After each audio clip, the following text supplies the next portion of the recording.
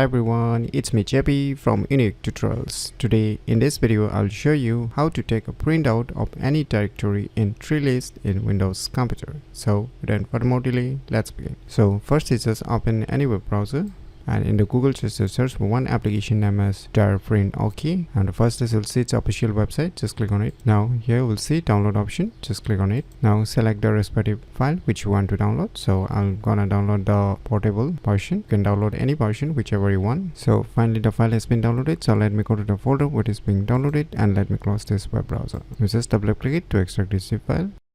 Now just open the extracted folder. Now see the application, just double click on it, click on I accept the agreement, click on OK. Now just click on this down arrow icon. Now you can select whichever option you want. So now on the right side you can see here the respective directory is showing in the tree list. So you can see here the tree list option. So you can click on it and you can view it in the tree list. So you can open it one by one in the tree list. So once you have selected the respective directory in the tree list, then you can click on this print option.